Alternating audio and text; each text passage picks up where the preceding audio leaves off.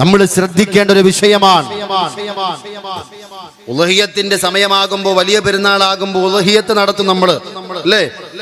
1, 2, 4, 5, 10, 15, 20 ആടുകളെയൊക്കെ നമ്മൾ അറക്കൂലേ? ഇവിടെ അങ്ങനെ ഉണ്ടോ? ഒരുമിച്ച് കൂട്ടിയിട്ട് അങ്ങനുണ്ടോ? മഹല്ലുകളിൽ ഒരുമിച്ച് കൂട്ടിയിട്ട്, നമ്മളെ നാടുകളിലൊക്കെ അങ്ങനെയാണ്. ജമാഅത്തിൽ ആ മഹല്ലിലുള്ള ആളുകളുടെ മുഴുവൻ ഉളഹിയത്ത് മൃഗങ്ങളെയും ഒരുമിച്ച് കൂട്ടി എന്ത് ചെയ്യും? അറുക്കും, അറവ നടത്തും, എന്നിട്ട് എല്ലാവർക്കും വിതരണം ചെയ്യും. അതാകുമ്പോൾ എല്ലാവർക്കും കിട്ടും, അല്ലേ?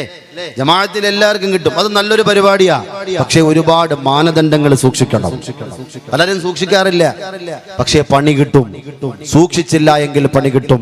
യഅ്കൂബ് നബി അലൈഹിസ്സലാത്തു വസ്സലാമിന് ഈ കിട്ടിയ പണി, സഹോദരങ്ങളെ, മാടിനെ അറുത്തപ്പോൾ സൂക്ഷ്മത പാലിക്കാത്തതിന്റെ പേരിലാണ്.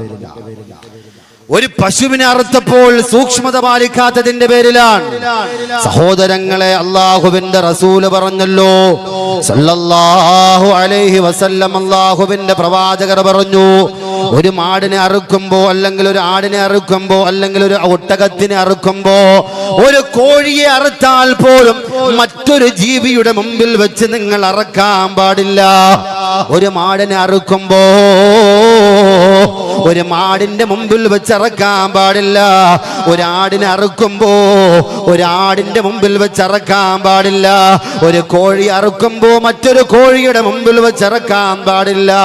സഹോദരങ്ങളെ, യഅ്കൂബ് നബി അലൈഹിസ്സലാത്തു വസ്സലാം ഒരു പശുക്കിടാവിനെ അറക്കുമ്പോ, ഒരു പശുക്കിടാവിനെ അറുത്തപ്പോ അതിന്റെ തള്ളപ്പശു നോക്കി നിന്നുകൊണ്ട് കരഞ്ഞുപോയി.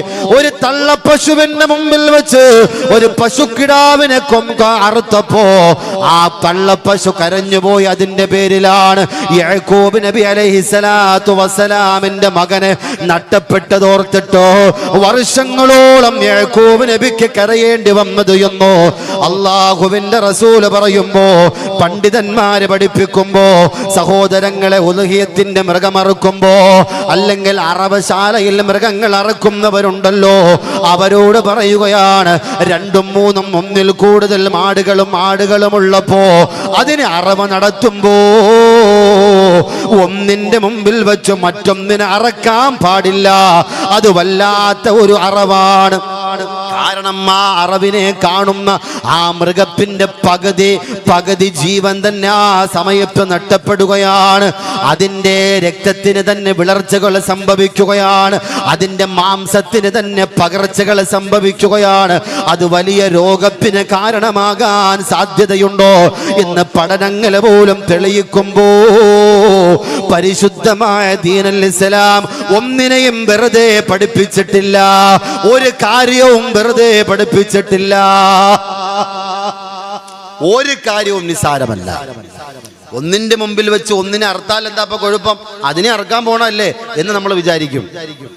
പക്ഷേ അതിന്റെ വർഗത്തിനെ നമ്മൾ അറക്കുമ്പോ, സഹോദരങ്ങളെ, അതിന്റെ പകുതി ജീവൻ പോകും. അതിന്റെ പകുതി ജീവൻ പോകും. അതിന്റെ രക്തത്തിനും മാംസത്തിനുമൊക്കെ വിളർച്ചയും പകർച്ചയും സംഭവിക്കും. അതല്ലേ നമ്മൾ കഴിക്കണത്? ആ വിളർച്ചയും പകർച്ചയും സംഭവിച്ചത്, അത് കഴിക്കുമ്പോൾ നമുക്ക് മാരകമായ രോഗങ്ങൾ ഉണ്ടാകാൻ സാധ്യതയുണ്ട്. അല്ലാഹു കാത്ത് രക്ഷിക്കട്ടെ. അതുകൊണ്ട് ഈ കാര്യം പ്രത്യേകം നിങ്ങൾ ശ്രദ്ധിക്കണം. അല്ലാഹു തൗഫീഖ് നൽകട്ടെ.